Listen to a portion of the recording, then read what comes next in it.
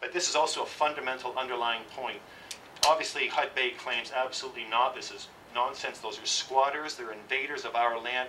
We are the legal ownership of the land. And then from 75 to 79 is that they carried out a series of forced evictions of Mayan Kekchi communities. And they carried out a series of killings and a series of disappearances. And INCO did this in direct collusion with the Guatemalan military. It would go into communities, Mayan Kekchi communities, and we're going to come back to this. They would go in INCO trucks and drive into the communities and scare the people, or sometimes beat up the people, trying to participate in this process of forced evictions. All of this has been documented by the Truth Commission and other human rights groups. All of this is absolutely denied by INCO. They would say, I'm not telling the truth. And there's been no justice done for any of these issues that happened in the 70s. Absolute impunity covered up these things, chose to partner with the military regime to carry out nickel mining. Again, INCO assumes all that responsibility, but they got away with it because of impunity and because there's nowhere to hold them accountable for these abuses. Our resources got a new concession from the Guatemalan government, again without consent of the local populations, again with no public awareness on part of the Guatemalan public. All of the same problems that happened in the 70s, forced evictions of Mayan Kekchi communities, some killings, some disappearances and other abuses, started to happen again in 2006, 2007, and it's often the children of the very people one generation before who suffered the same things. But most of these forced evictions that happened in late 2006 and early 2007 were absolutely gratuitous. The nickel resource that they want is up in the mountains. Most of the evictions took place on the lowlands, on the flatlands, where there is no nickel whatsoever, and the company knows this. Some of the stories, and they're very hard stories. And then the most recent story was that 2 years later, in September of 2009, the most well-known community leader in that region was Adolfo Isht. I mean, there's many very courageous men and women, and Adolfo Isht was just one of them. And he gave a very powerful, articulate and respectful speech on September 11th in El Astor, the main town where the mining company is, 18 days or 17 or 16 days before he was killed. He gave this public speech. It was got on film, and it was just like, we have to get the mining companies out of here. They've never asked for our permission. The struggle goes back 30 years. They killed people 30 years ago. They're killing people now. They're forcibly evicting us from our land. He just repeated the reasons why the communities don't want the mining company there. And he's an incredibly respected man, and it was 16 days later that he was shot, and he was macheted and killed. So that becomes, that's the brief intro to the killing of Adolfo Isht. And I'm just so thankful that a Canadian law firm, despite the generalized impunity, lack of civil legislation, lack of criminal law reform, the Klippensteins law firm has found a way to bring a common law wrongful death suit against HudBay for the killing of Adolfo Isht. And this is Cory Wanless, who's one of the lead lawyers on the case. Yeah, we do represent Angelica Choc. I have a photograph of Angelica Choc here. In a lawsuit against HudBay Minerals and two of HudBay Minerals' subsidiary. There's a bit of a technical legal point about the corporate structure. There's HudBay Minerals. They wholly own a subsidiary company called HMI Nickel. HMI Nickel used to be called Sky before HudBay Minerals bought it.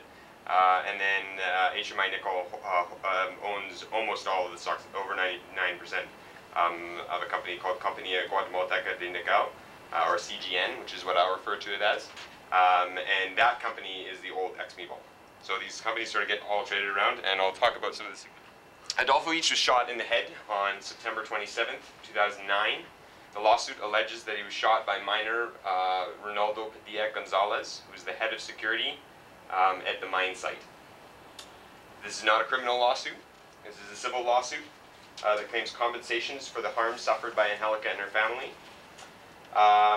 The primary claim is that HudBay was negligent in how they operated their mine in Guatemala, and was negligent in specifically how they ran their security forces there.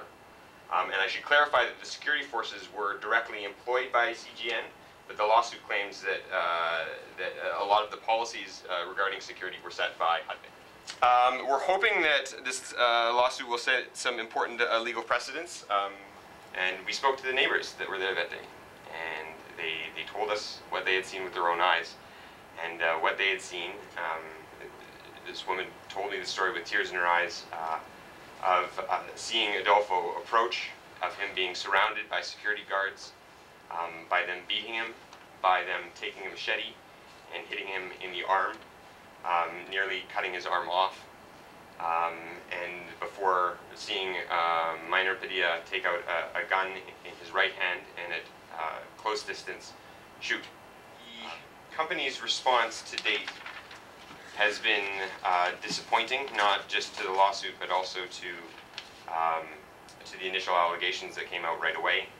I believe that they've seen this mainly as a legal problem and a PR problem, rather than a human rights problem, which is what I think it ultimately is. When we did a press conference to announce the lawsuit, there was a representative from Hill & Knowlton, which is one of the largest communications consulting firms in the world.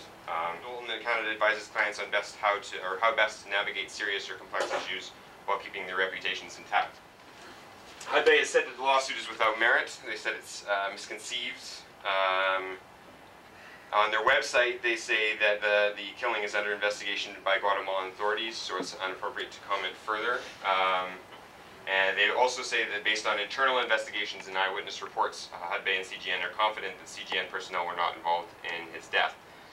CGN and HudBay say that they are fully complying and cooperating with Guatemalan authorities. I'm not going to say that they're not, but I do find it a bit puzzling of why they would have somebody who was still on their payroll and when there's an outstanding arrest warrant for them. As for their legal response, they have filed papers suggesting that they're going to challenge the lawsuit in two ways. The first is by saying that it should be heard in Guatemala, and the second is by saying that HudBay isn't the one that's responsible, that even if the facts are as we've alleged, HudBay, as the parent company, isn't responsible. The company that would be responsible is CGN, which is the direct employer of Minor. I want to dispel a bit of a myth. There is no problem with Canadian court hearing a claim like this. If they want to, they can. So HudBay is saying that Guatemalan courts are in a better position than Canadian courts to deal with this particular issue. We have trouble with that. We have trouble with that in part because of what the lawsuit is claiming in particular. It's focusing on the actions of HudBay, and a lot of those actions we say happened in Canada. Today I was looking at a binder that's this thick of report after report after report of every international organization that's ever looked at justice in Guatemala, and they say that there is none. So to say that Angelica can get justice in Guatemala just is not looking at the facts. So one of the main reasons that we're saying that this case should be heard in Canada is because she can get justice here. That there is a court of law that can look at the evidence on both sides and determine what actually happened. And that's all she really wants. All she wants is a fair and impartial trial. As I mentioned before, there's layers of corporations. There's HudBay, there's Asia Nickel, and there's CGN.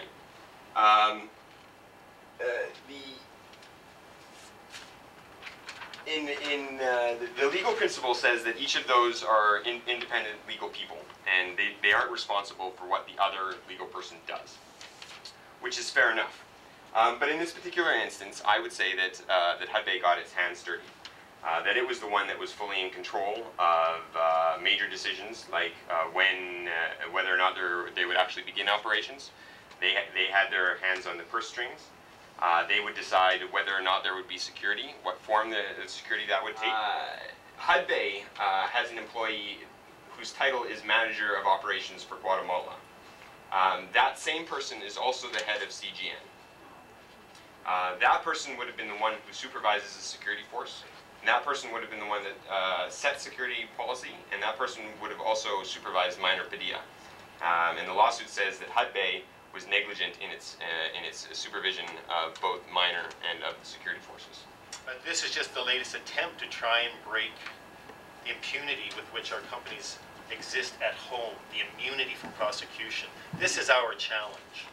And Bill C-300 and the efforts to bring that sort of administrative law reform into place was a good try, and it got blocked. There's an effort now, Bill C-354, coming out of Peter Julian's office, which is much more comprehensive civil legislation, reform, it's not going anywhere fast. There's huge resistance in Canada from mainstream politicians, from the mining industry, etc., to bringing about and allowing someone to have a day of their day in court. This is a simple Canadian principle. And so this is a hugely important case, and it's just one case to break through that veil of a double standard in the rule of law and simply give one person in one case a chance of getting justice done in Canadian courts.